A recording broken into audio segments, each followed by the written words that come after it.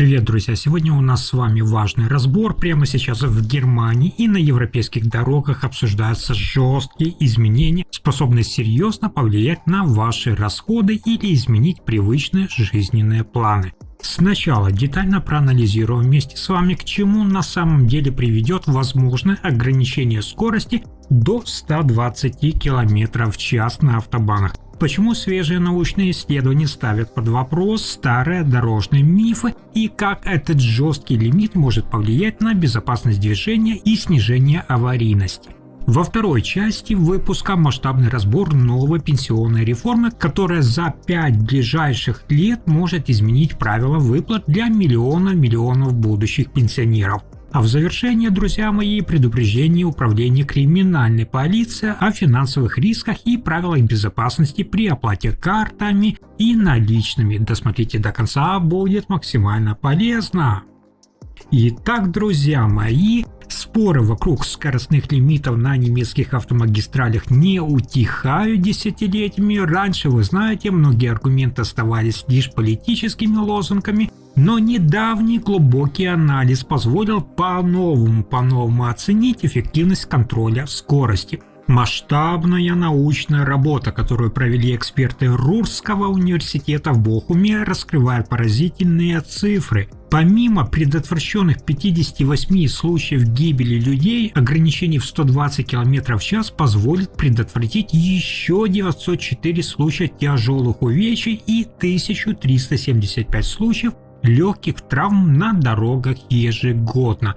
Автор этой работы Майке Метц-Петерс детально переработала колоссальный массив данных за трехлетний период, скрупулезно учитывая капризы погоды, качество покрытия и даже плотность трафика. Инженеры автоконцерна BMW закладывают подобные независимые массивы информации в свои алгоритмы адаптивного круиз-контроля и систем полуавтономного пилотирования нового поколения.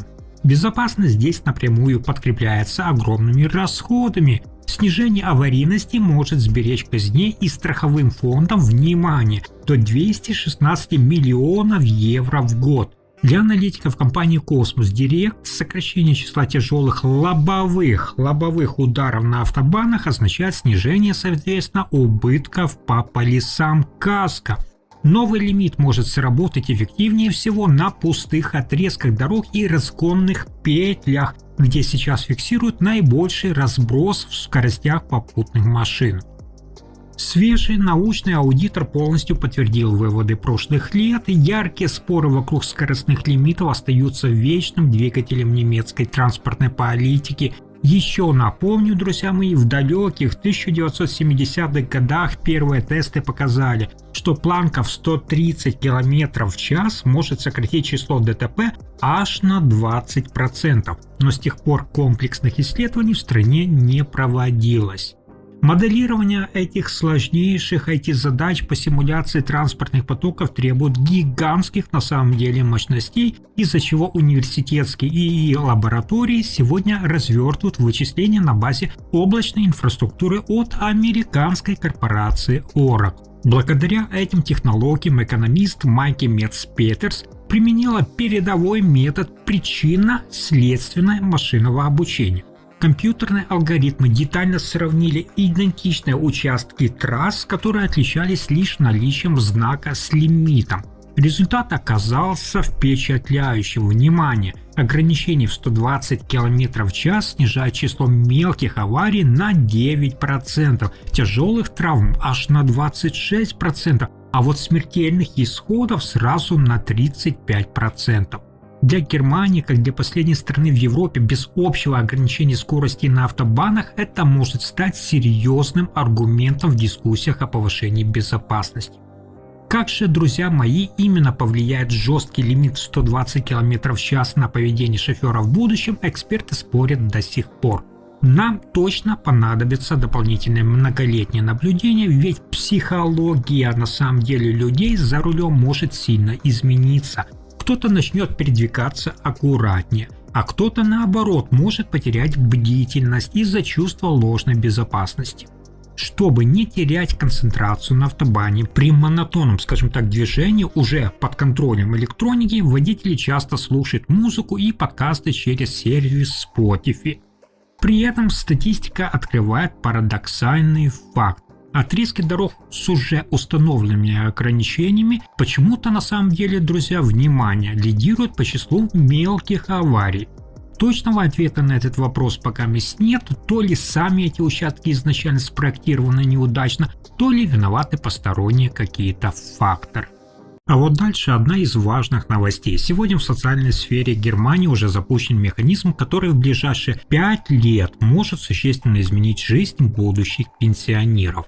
Профильная государственная комиссия представила сегодня проект масштабной реформы Фридриха Мерца. Главный спорный пункт – это возможная отмена права на досрочный заслуженный отдых без штрафных вычетов после 45 лет трудового стажа. Для миллионов работающих граждан эти новшества ставят ребром, скажем так, вопрос о сохранности их личных планов на спокойную старость. Сотрудники рекрутинговой корпорации Indeed фиксируют, что из-за подобных новостей специалисты предпенсионного возраста чаще стали обсуждать с руководством варианты снижения своей нагрузки. Впрочем, при резких сменах ведомственных регламентов в силу вступает юридический принцип внимания – защиты доверия. Как указывает в своем официальном словаре терминов немецкая пенсионно-страховая компания, данный механизм не предполагает моментального изменения ваших выплат. Корректировка сумм будет происходить на самом деле постепенно, а глубина возможного изменения бюджета напрямую привязывается к году рождения человека. Внимание! Для тех, кто уже, друзья мои, находится на заслуженном отдыхе, риски практически нулевые. Государственные ведомства подтверждают, что ранее утвержденное начисление закон обратно не урезает. Весь смысл этой правовой защиты как раз заключается в том, чтобы защитить человека от внезапного изменения его жизненных планов. Но что конкретно произойдет, если парламент все-таки окончательно утвердит новые правила? В этот момент, друзья мои, заработает защитный буфер, и ключевым ориентиром для миллионов работников станет именно отрезок в 5 лет. Данный переходной период необходим для того, чтобы люди смогли подстроиться под поэтапное повышение возрастной планки. Как отмечают юристы портала Ihre Vorsorge, подобная схема не уникальна. Напомню, друзья мои, еще в 2004 году Конституционный суд Германии признал 5-летний зазор допустимым для адаптации к фискальным реформам. Сегодня же эксперты подробно смоделировали, как именно возможная отмена льготных начислений после 45 лет стажа может повлиять на разные возрастные группы в Германии. Важно здесь понимать, что пока эти сценарии остаются на стадии правительственного проекта, однако предварительная сетка возрастного разделения выглядит вполне конкретно. Внимание! Для всех, кто родился до 1966 года, старые привилегии защитят в полном объеме, и они смогут уйти на покой без дополнительных финансовых последствий. Это финальное поколение, которое успевает воспользоваться 5-летним буфером. Еще для людей 1967 года рождения прежний регламент сработает лишь частично через систему компенсационных условий. А вот для родившихся в 1968 году и позже возможность досрочных выплат может быть существенно ограничена. Те жители Германии, которые прямо сейчас обладают полным трудовым стажем и нацелены завершить свою работу, резонно пытаются воспользоваться последней возможностью сохранить прежние условия. Они обращаются в ведомство, надеясь зафиксировать действующие правила. Однако официальный представитель главного пенсионного фонда страны в своем специальном интервью для информационного агентства ДПА ответил предельно четко: этот вариант не сработает. Дата подачи бумаг не имеет самостоятельного юридического веса. Решающее здесь значение имеет нормативная база, которая будет действовать в стране непосредственно в день первой фактической выплаты денег на ваш счет. То есть чиновники рекомендуют отправлять бланки примерно за 3 месяца до своего увольнения. Если же льготный формат аннулируют, кураторы предложат компромисс – согласиться на измененный бюджет или отозвать запрос в течение 4 недель. Пока же окончательный вариант законопроекта не прошел, напомню, финальное голосование, в Бундестаге в Германии продолжают действовать прежние юридические регламенты. Тем же из вас, кто стремится внести ясность в свои будущие доходы, имеет смысл незамедлительно поднять личную страховую историю и запросить информацию у профильного ведомства. Официальные выписки ведомства рассылают, вы знаете, традиционно бумажной почтой, логистику, которую я вам рассказывал, по всей стране сегодня координирует концерн DHL. Такой шаг поможет заранее рассчитать свои персональные выплаты и скорректировать планы независимо от финансовых решений политиков наверху. Параллельно с классическими отчислениями работающие жители Германии сейчас активно и создают финансовый резерв, открывая независимые накопительные уже депозиты в коммерческих структурах, например, таких как Таркобанк и других банках Германии. И это еще не все. Прямо сейчас в Германии государственная уголовная полиция Нижней Саксонии опубликовала предупреждение, касающееся безопасности ваших кошельков. Долгожданный зарубежный отпуск легко может оказаться неприятным опытом, если слишком уверенно полагаться на безопасность платежей. Туристы за границей иногда расслабляются, теряют бдительность и могут столкнуться с карманниками или попытками получить доступ к платежным данным. Перед выездом из страны, из Германии, важно изучить базовые особенности работы платежных систем. Классическая немецкая дебетовая гирокарта за пределами Германии работает далеко не всегда. Поэтому, друзья мои, в путешествие желательно иметь полноценную карту Visa или MasterCard. Как сообщают многие владельцы мультивалютных счетов цифрового сервиса, например Revolut, в таких поездках обычно устанавливают лимиты на снятие наличных в настройках приложений, дополнительно контролируя свой баланс и операции. Также, друзья мои, заранее учитывайте возможность комиссии зарубежных банкоматов и при любых подозрениях сразу блокируйте карту. Сегодня оперативное ведомство подготовили пошаговую инструкцию, которая поможет сохранить контроль над вашим бюджетом и спокойно рассчитываться по счетам во время летнего или осеннего отдыха. На независимом рекомендательном портале TripAdvisor бывалые, скажем так, туристы настоятельно советуют по возможности исключить использование незнакомых несетевых банкоматов на улице, потому что гораздо надежнее проводить транзакции через бесконтактные терминалы в крупных сертифицированных отелях или проверенных ресторанах. Таким образом, грамотная ваша подготовка к поездке поможет на самом деле избежать неприятных финансовых последствий. Также ключевой ошибкой многих отпускников остается банальное стремление набить карманы хрустящими банкнотами. Конечно, друзья мои, наличие толстого кошелька греет душу, но если эту пачку евро потерять из рюкзака прямо в терминале аэропорта, долгожданное путешествие может осложниться еще до вылета. Все-таки разумнее держать при себе строго лимитированные суммы мелких купюр. Полиция сегодня настоятельно рекомендует комбинировать разные платежные инструменты, разделяя риски между наличными и банковским пластиком. Многие водители при пересечении европейских границ вообще полностью обходятся без бумажных купюр. Они фиксируют дорожные сборы и заправку автобанов через сквозные бесконтактные карты от оператора DKV Mobility. Настоятельно рекомендуют иметь при себе как минимум 2 действующие банковские карты разных платежных систем. Это на самом деле поможет сохранить доступ к деньгам, если одна, например, из них внезапно заблокируется или банально размагнитится в пути. Разумеется, никогда не храните личный секретный свой пин-код вместе с пластиком. Его необходимо просто зазубрить. Перед поездкой выясните также, работает ли ваша дебетовая карта за рубежом и какие дополнительные комиссии на самом деле спишет ваш банк за конвертацию. Например, держателям классических счетов в филиалах Постбанк подобные нюансы обычно детально разъясняются в момент именно выдачи карт международного образца Visa или MasterCard. Тщательно просчитайте также все свои траты, ведь банальная невнимательность при подготовке может испортить долгожданный отпуск еще до вылета, а исправить финансовые ошибки в чужой стране, вы понимаете сами, будет гораздо сложнее и дороже.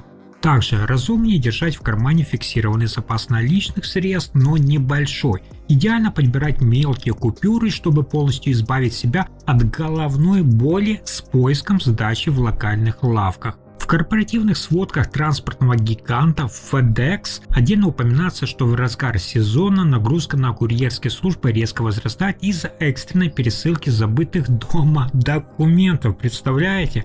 Поэтому я также, друзья, советую иметь при себе как минимум 2 активные карты разных систем именно из-за этого. Это поможет вам избежать проблем, если один банк внезапно, как я сказал, заблокирует счет из-за подозрительно, например, какой-либо зарубежной транзакции. Также по оценкам сегодня профильного департамента Коммерцбанка объем зарубежных карточных операций отпускников показывает, что стабильный рост, а значит и дополнительные комиссии за конвертацию могут постепенно увеличивать расходы на несколько сотен. Также, друзья мои, при расчетах картой оперативники уголовного ведомства Нижней Саксонии настоятельно рекомендуют соблюдать базовую бдительность человека. Всегда прикрывайте рукой клавиатуру терминала при вводе личного пин-кода и держите на самом деле дистанцию от посторонних людей в очереди. Никогда не выпускайте свой пластик из виду, не позволяйте официантам или продавцам уносить его в подсобное помещение и обязательно требуйте возврата карты в руки сразу после проведения операции при вас. Главное правило безопасности за границей: всегда выбирайте расчет в местной валюте. Запомните. Отказывайтесь от автоматического пересчета в евро, поскольку такая схема двойной конвертации известна как динамический обмен валютой DCC. Технические эксперты финансового конгломерата Barclays подробно разбирают подобные схемы в своих материалах по безопасности, указывая на возможные дополнительные расходы для всех туристов. Если, друзья, вам необходимо наличные, обменивайте деньги исключительно в официальных банковских филиалах. Эти все маленькие, скажем так, уличные пункты обмена могут привлекать выгодным курсом, но итоговая сумма может оказаться выше из-за дополнительной комиссии именно за обработку.